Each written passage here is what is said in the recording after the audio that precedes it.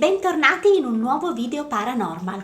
Amici, avete mai sentito parlare della strana storia di Martin Busca, l'uomo conosciuto per aver ingannato il diavolo? Nel cimitero numero 3 di Playa Ancha c'è una tomba davvero particolare che non passa di certo inosservata. È in stile gotico, sollevata da terra e all'interno di un mausoleo interamente in marmo. A chi chiede informazioni in merito a questa struttura, la gente del luogo narra di un patto che avrebbe stretto Martin proprio con Lucifero e come l'uomo abbia tentato di ingannarlo proprio con questo progetto.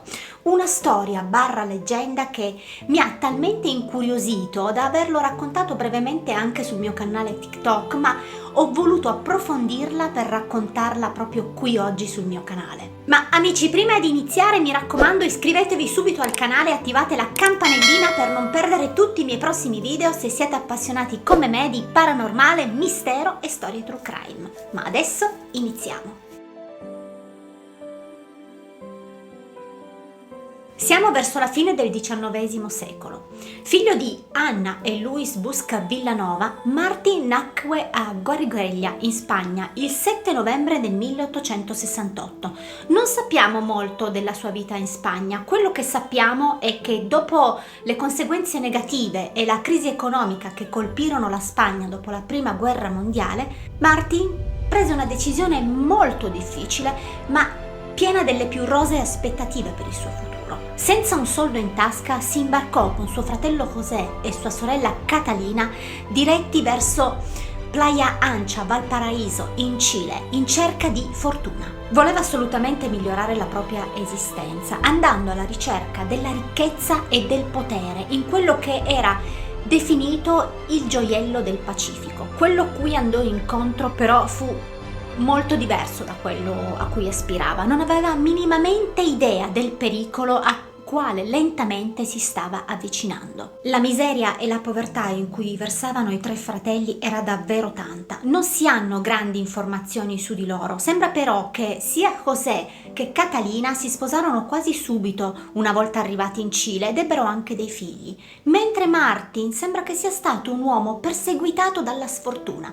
Ogni lavoretto che intraprendeva andava male ed era noto per essere un vagabondo, un senza tetto che si guadagnava da vivere facendo l'elemosina al porto di Valparaíso. Passarono i giorni, le settimane e poi i mesi, tempo in cui Martin non riuscì assolutamente a svoltare come aveva creduto di poter fare quando aveva intrapreso quel viaggio della speranza.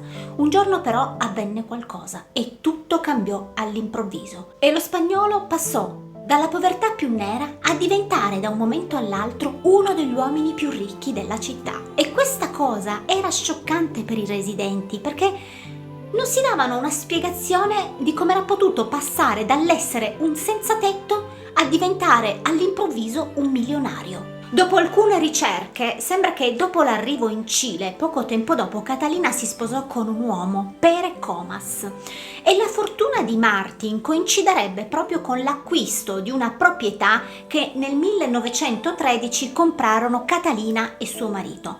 Dopo quella fulminea prosperità economica, Martin si mise subito in società con loro due e questo è dimostrato da alcuni beni immobili registrati proprio a nome di loro tre.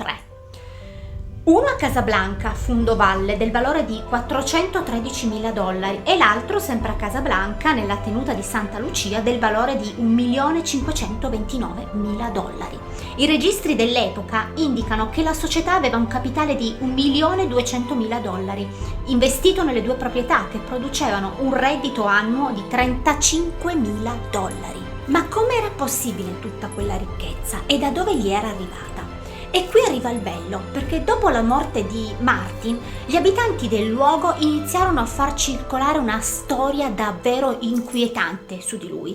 Erano assolutamente certi che la disperazione per la vita di stenti che stava conducendo l'avessero spinto a compiere un atto proibito, un patto con il diavolo. Secondo la leggenda, quindi tramandata oralmente, disperato per le condizioni di povertà assoluta in cui versava, Martin raggiunse un accordo con Lucifero dopo averlo invocato insistentemente tramite alcuni rituali di cui lui era in possesso e che sembra siano andati perduti. L'accordo era molto semplice. Il diavolo gli avrebbe concesso tutte le ricchezze, la salute e il potere che desiderava in cambio della sua anima che avrebbe riscosso nel momento in cui Martin sarebbe morto e esattamente nel momento stesso in cui le sue ossa avessero toccato terra. Passarono gli anni e Don Martin, così iniziarono a chiamarlo, divenne un grande benefattore e soprattutto uno degli uomini più amati di tutti i tempi. La ricchezza che aveva acquisito non l'aveva minimamente accecato, non l'aveva reso un uomo avaro e dispotico, anzi aveva condiviso la sua ricchezza con chiunque avesse avuto bisogno di un aiuto finanziario.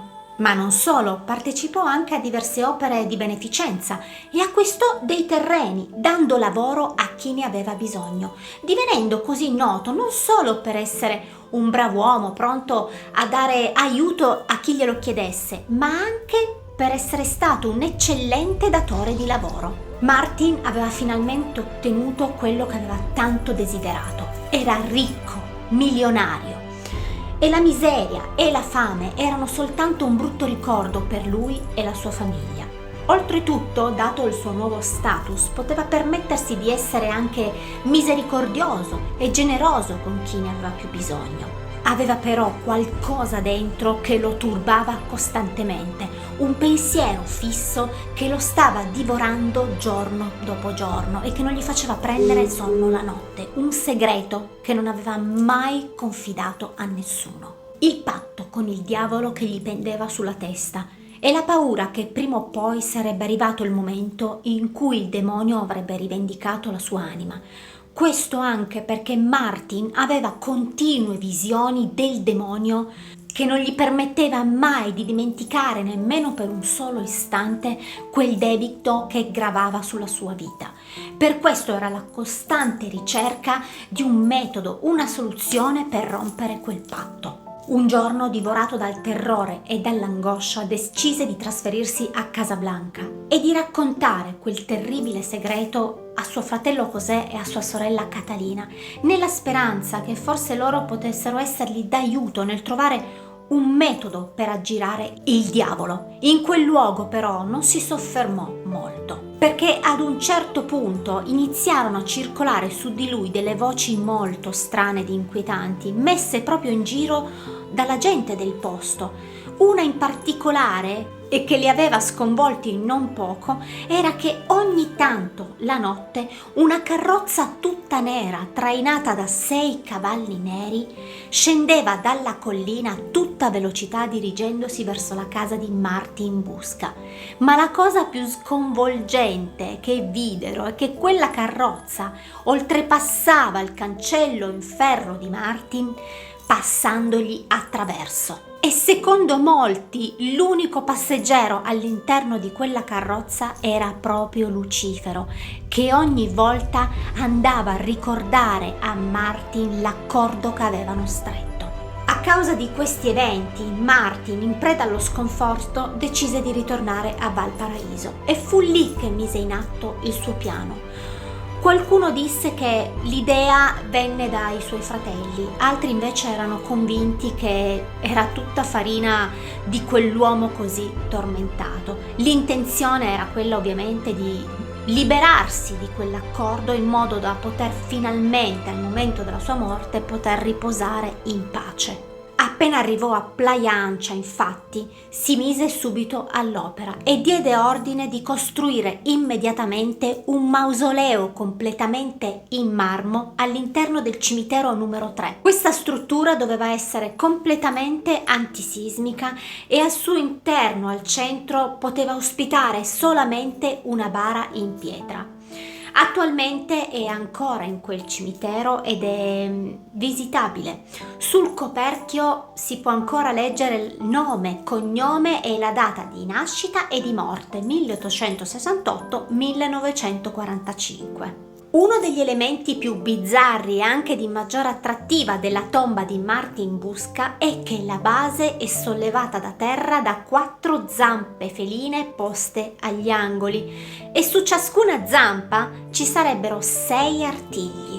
Aveva voluto che la costruissero sollevata dal pavimento per evitare che le sue ossa toccassero terra e antisismica per evitare che potesse crollare, eludendo in questo modo l'accordo che aveva stretto con il principe delle tenebre e permettendo a Martin, una volta morto, il riposo eterno. Forse lo strano disegno di quel sarcofago o la storia dell'uomo che riuscì a sfuggire alla chiamata del diavolo fanno sì che sia uno dei luoghi più visitati in assoluto da superstiziosi, curiosi e amanti del paranormale. Sarebbero diverse le croci rovesciate, le candele e le monete che sono state trovate in quel mausoleo e questo fa pensare che qualcuno abbia praticato e che pratichi ancora oggi dei rituali satanici in quel luogo, alla ricerca di un aiuto finanziario, per saldare un debito impagabile, per chiedere favori al demonio o semplicemente per venerazione.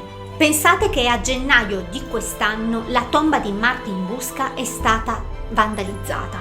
Hanno tentato di aprirla, forse alla ricerca di tesori seppelliti con il suo ospite, perché all'esterno sono state rubate le monete che la gente lascia lì come pegno. Il direttore del cimitero ha aumentato comunque la sorveglianza nella speranza di tenere lontani vandali e satanisti. Amici, questa è una delle storie che mi ha intrigato di più in assoluto. In bilico tra leggenda, quindi narrata di voce in voce dal popolo cileno, a realtà, ma questo sta a noi deciderlo.